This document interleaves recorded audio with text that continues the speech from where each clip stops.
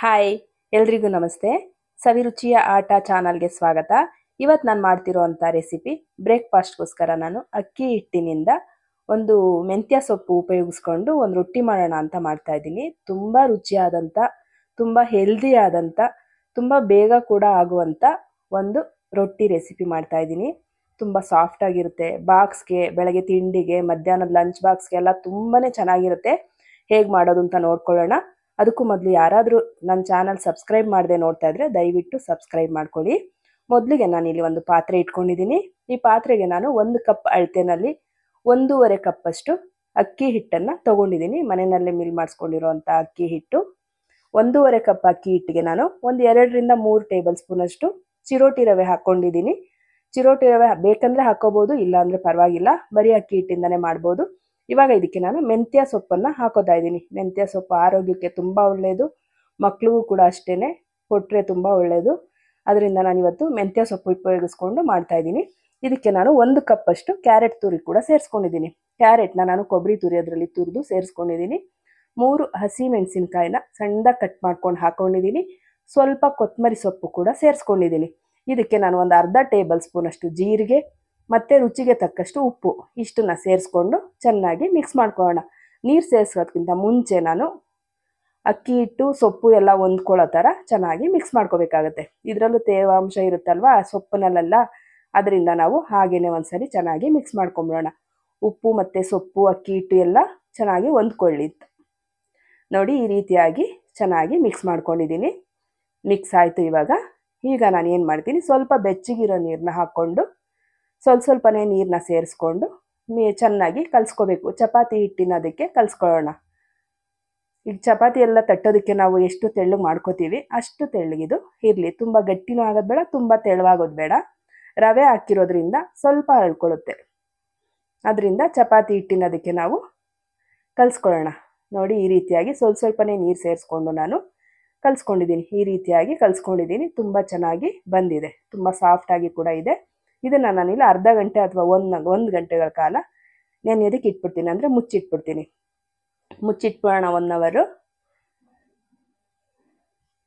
ಅದು ಚೆನ್ನಾಗಿ ನೆಂದ್ಕೊಳ್ಳುತ್ತೆ. ಅಂದರೆ ಇವಾಗೇನು ಅಕ್ಕಿ ಹಿಟ್ಟೆಲ್ಲ ಚೆನ್ನಾಗಿ ನೆಂದ್ಕೊಂಡ್ರೆ ಇನ್ನೂ ಸಾಫ್ಟಾಗಿ ಬರುತ್ತೆ, ಚೆನ್ನಾಗಿರುತ್ತೆ. ನೋಡಿ, ಇವಾಗ ನೆಂದಿದೆ. ನಾನು 1 ಗಂಟೆ ಆದಮೇಲೆ ತೆಗೆದಿದ್ದೀನಿ. ತುಂಬ ಚೆನ್ನಾಗಿ ನೆಂದ್ಕೊಂಡಿದೆ. ಇವಾಗ ನಾನು ರೊಟ್ಟಿನ ನನಗೆ ಎಷ್ಟು ಅಗಲ ರೊಟ್ಟಿ ಬೇಕೋ ಅಷ್ಟು ದಪ್ಪ ಉಂಡೆ ಮಾಡಿಕೊಂಡು ಒಂದು ಕವರ್ ತೊಗೊಂಡಿದ್ದೀನಿ. ನನ್ನ ಹತ್ರ ಹೋಳಿಗೆ ಪೇಪರ್ ಖಾಲಿ ಆಗಿಬಿಟ್ಟಿತ್ತು, ಅದರಿಂದ ಒಂದು ಸ್ವಲ್ಪ ಗಟ್ಟಿ ಇರೋವಂಥ ಕವರ್ನ ತೊಗೊಂಡು ಸ್ವಲ್ಪ ಎಣ್ಣೆ ಹಚ್ಕೊಂಡು ರೊಟ್ಟಿನ ನಾನು ತಟ್ಕೋತಾ ಇದ್ದೀನಿ. ನೀವು ಹಪ್ಪಳ ಒತ್ತೋದೆಲ್ಲ ಇರುತ್ತಲ್ವ ಮಿಷಿನ್, ಅದರಲ್ಲಿ ಕೂಡ ಹಾಕೋಬೋದು. ಇಲ್ಲಾಂದರೆ ಈ ಥರ ಒಂದು ಉಂಡೆ ಮಾಡ್ಕೊಂಡು ಕವರ್ ಮೇಲೆ ಇಟ್ಬಿಟ್ಟು ಅದ್ರ ಮೇಲೆ ಇನ್ನೊಂದು ಕವರ್ ಹಾಕ್ಬಿಟ್ಟು ತಟ್ಟೆ ಕೂಡ ಇಟ್ಬಿಟ್ಟು ಪ್ರೆಸ್ ಮಾಡ್ಬೋದು. ನಾನಿಲ್ಲಿ ಕೈನಲ್ಲೇ ತಟ್ಕೋತಾ ಇದ್ದೀನಿ. ನಾನು ಜಾಸ್ತಿ ಏನು ರೊಟ್ಟಿ ಮಾಡ್ತಾ ಇಲ್ಲ, ಇಲ್ಲಿ ಒಂದು 5ರಿಂದ 6 ರೊಟ್ಟಿ ಮಾಡ್ಕೋತಾ ಇದ್ದೀನಿ ಸದ್ಯಕ್ಕೆ. ಅದರಿಂದ ನಾನು ಕೈನಲ್ಲೇ ತಟ್ಕೋತಾ ಇದ್ದೀನಿ. ತುಂಬ ಸಾಫ್ಟಾಗೂ ಬರುತ್ತೆ, ತುಂಬ ಚೆನ್ನಾಗೂ ಇರುತ್ತೆ. ಆ ಮೆಂತ್ಯ ಸೊಪ್ಪು ಮತ್ತು ಒಂದು ಹಸಿಮೆಣಸಿನ್ಕಾಯಿ, ಜೀರಿಗೆ ಇದೆಲ್ಲ ಬಾಯಿಗೆ ಸಿಗ್ತಾ ಇದ್ರೆ, ಕ್ಯಾರೆಟ್ ತುರಿ ಎಲ್ಲ ಎಷ್ಟು ಚೆನ್ನಾಗಿರುತ್ತಲ್ವ. ಇದು ಬ್ರೇಕ್ಫಾಸ್ಟ್ಗಾದರೆ ತೆಂಗಿನಕಾಯಿ ಚಟ್ನಿ ಜೊತೆ ತುಂಬಾ ಚೆನ್ನಾಗಿರುತ್ತೆ. ನಾವು ಲಂಚ್ ಬಾಕ್ಸ್ಗೆಲ್ಲ ತೊಗೊಂಡು ಹೋಗ್ತೀವಿ ಅಂದರೆ ಯಾವುದಾದ್ರೂ ಒಂದು ಗೊಜ್ಜು ಅಥವಾ ಗ್ರೇವಿ ಥರ ಮಾಡಿಕೊಂಡು ತೊಗೊಂಡೋಗ್ಬೋದು. ಚಟ್ನಿ ಇರಲ್ಲ ಅಲ್ವಾ, ಅಳಿಸೋಗ್ಬಿಡುತ್ತೆ. ಅದರಿಂದ ನಾವು ಇವಾಗಲೇ ತಿಂತೀವಿ, ಬ್ರೇಕ್ಫಾಸ್ಟಲ್ಲೇ ತಿಂದ್ಬಿಡ್ತೀವಿ ಅಂತ ಅಂದರೆ ತೆಂಗಿನಕಾಯಿ ಚಟ್ನಿ ಮಾಡ್ಕೊಳ್ಳಿ, ತುಂಬಾ ಚೆನ್ನಾಗಿರುತ್ತೆ. ಇಲ್ಲ ಅಂದರೆ ಗ್ರೇವಿ ಏನಾದರೂ ಮಾಡ್ಕೊಂಡು ಬಾಕ್ಸ್ಗೆ ಹಾಕ್ಕೊಂಡು ಹೋಗ್ಬೋದು ಮಧ್ಯಾಹ್ನದ ಊಟಕ್ಕೆ.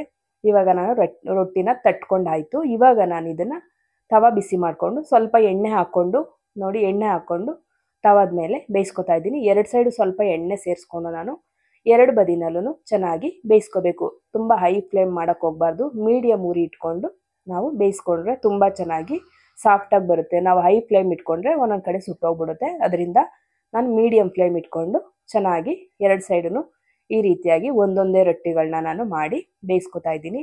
ತುಂಬ ಈಸಿಯಾಗಿ ಮಾಡ್ಕೋಬೋದು. ರೊಟ್ಟಿ ಯಾವಾಗಲೂ ಬಳಿಯೋ ರೊಟ್ಟಿ ಆ ಥರನೇ ಮಾಡ್ಕೊಳ್ಳೋದ್ರ ಬದಲು ಬೇರೆ ಬೇರೆ ಥರ ಈ ರೀತಿ ಎಲ್ಲ ಒಂದೊಂದು ಆರೋಗ್ಯಕ್ಕೆ ಏನು ಒಳ್ಳೆಯದು ಅದನ್ನೆಲ್ಲ ಹಾಕ್ಕೊಂಡು ನಾವು ಮಾಡ್ಕೊಂಡು ತಿಂತಾಯಿದ್ರೆ ಮಕ್ಳಿಗೂ ಒಳ್ಳೆಯದು, ನಮಗೂ ಒಳ್ಳೆಯದು.